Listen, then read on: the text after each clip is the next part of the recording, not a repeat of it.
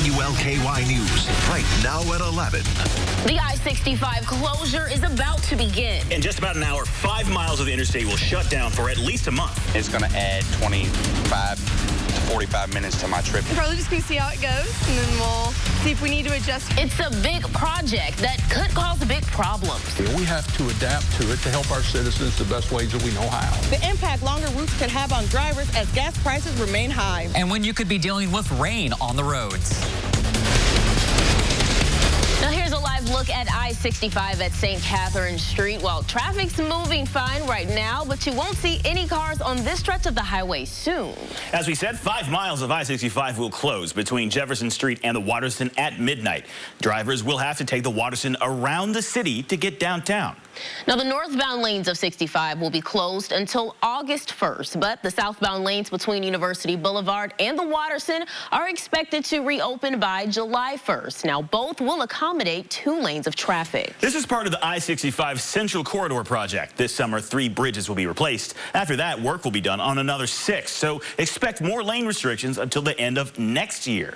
Now, the detour is long. The extra miles will probably mean drivers will have to pay more for gas, which isn't cheap these days. No, that is painful. Joyce O'Geary is live right now near I-65. What are drivers saying to you about this, Joyce? Well, drivers are telling me that they have to find new routes, and they know they're going to have to pay a little bit more money for gas. But they know that at the end that it's good to fix what's happening.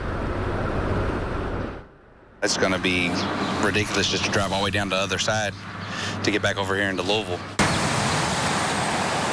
Prices are already stretching many drivers' budgets. Now with the upcoming closure of part of I-65, they say longer routes could make the financial burden even worse. I've got to travel back and forth, and it's going to add 25 to 45 minutes to my trip every day. As drivers adjust their daily commutes, many say the extra time on the road means spending even more money at the pump. And the price of gas, as high as it is, so I'm definitely going to be spending more money on gas. The Kentucky Transportation Cabinet says the closure is necessary so crews can replace 3 bridges that date back to the late 1950s. I understand that the work needs to get done, but could they do it in smaller sections? Make it, a little bit more feasible for everybody that's involved. We'll have trouble navigating the city by the highway being closed, but it needs repairing, so I'm glad that they closed it to fix it. Some key access points will remain open during the closure, including the Jefferson and Brook Street exits from I-65, 9th Street from both directions of I-64, and 3rd Street from westbound I-64 traffic. Many drivers are already mapping out alternate routes. 2nd Street Bridge would be one, but it's going to be so backed up that anytime there's any wrecks or anything that just on 65, it backs it all the way up clear into Clarksville.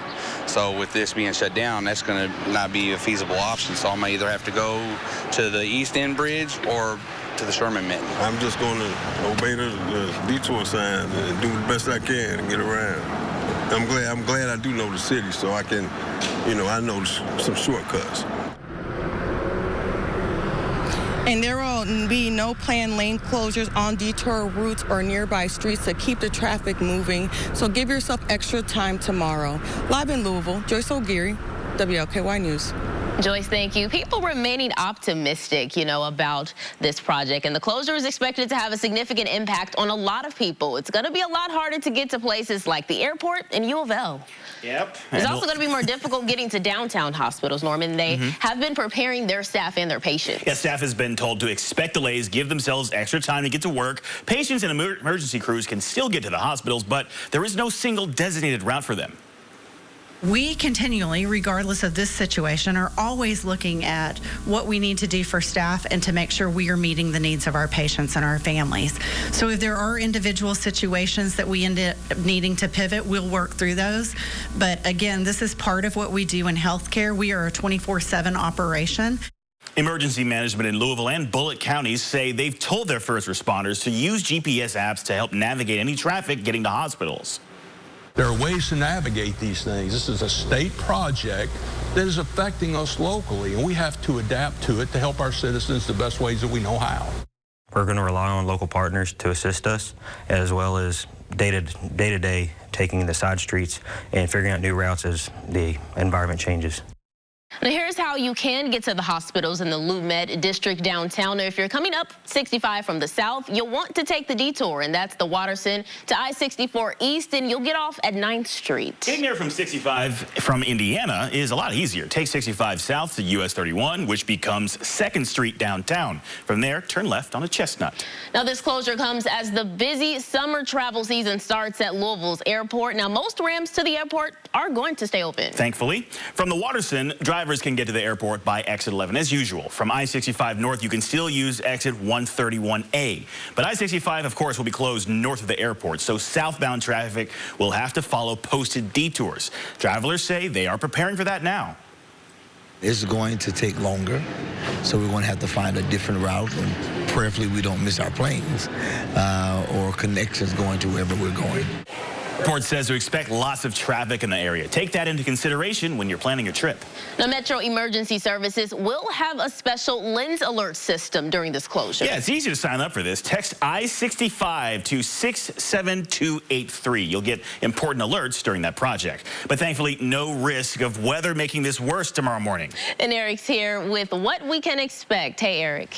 That's right, guys. It does look like Mother Nature will be helping us out with this closure tomorrow, as it does look like the dry pattern is going to continue. And we also will have a fair bit of clouds in the morning, so it's not going to be overly that bright, kind of glaring things out as well. So that is the other good news. So mostly cloudy, 63 degrees as you hit the roads in the morning. But the key thing is we should be dry. And then even for the afternoon rush, we're looking at partly sunny skies, nice temperatures. It's not going to be too hot on the roads, 81 degrees. So hopefully we'll continue to stay dry, and it looks like it's stays that way through most of this first week to kind of help us out, not having to deal with weather as well.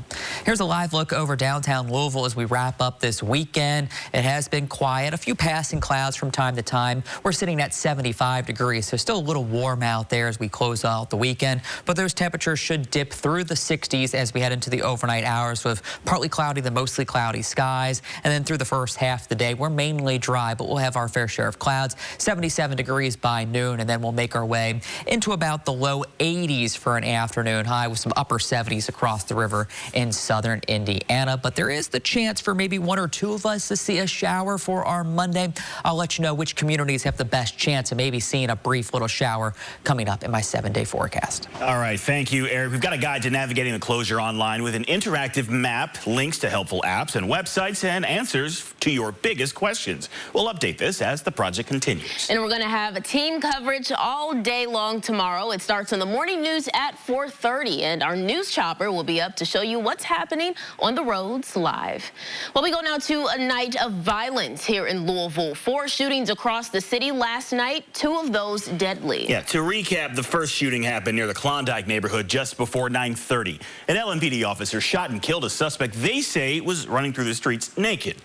Then about 10 minutes later, on the other side of the city, a man was shot and killed in PRP. Another man was arrested in this case, and he was charged with murder and DUI. Just after 10, a man was shot in the Jacobs neighborhood. We saw police surrounding a convenience store. The victim is expected to survive, but police are still looking for a suspect. Then around 3:15 this morning, a man was shot in the California neighborhood. Police say he was trying to get into his car when he was shot. Right now, they don't have any suspects. Now to the latest on the officer-involved shooting. An assault suspect was shot and killed by an LMPD officer who police say wasn't listening to their commands. Yeah, this happened just after 9:30 last night on Cromartie Way in Louisville.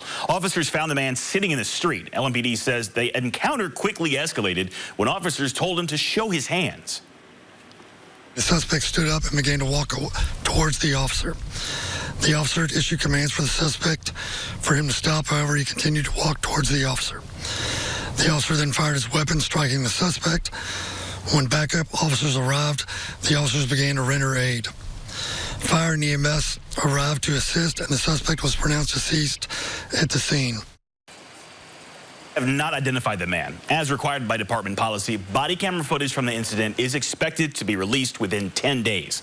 The officer involved is on administrative leave. And last night's shooting was the 4th one involving LMPD officers this year, and all of them have been deadly. And the first one happened on March 27th. 28-year-old Caitlin Hall, who family says was in mental crisis at the time, was killed after allegedly charging at officers with a sharp object. Then on April 6th, a homicide suspect was killed at a Taco Bell at 1st and Broadway. He shot shot at officers first, and they returned fire. And on May 14th, a suspect who police say targeted homeless people and was suspected of murdering an unhoused man was killed in a standoff with police on Whitney Avenue. And then, of course, last night's shooting of a naked suspect on Cromartie Way. Again, LMPD will release that body cam video within 10 days. We have new information about a deadly crash on I-65 in Seymour that shut down the highway for hours. Police say the crash killed a 12-year-old boy from New Albany, and it happened around 5:30 last night, just north of the Seymour exit. 2 cars, a semi-truck, and a pickup truck hauling a camper were involved. 5 more were hurt. 3 of them were hospitalized. Police are investigating what caused the crash. And new tonight, a child has died after the Amish buggy he was in was hit by a car. It happened last night in Carroll County. Police say a car rear-ended the buggy. 3 children were in the buggy, were taken to the hospital. 1 of them died. Authorities say 2 others were treated for life-threatening injuries. That investigation is still ongoing. At least 1 person is recovering tonight after a fire in St. Matthews. It happened just before 1:30 on Nans Avenue. Louisville Fire and J-Town Fire and EMS assisted.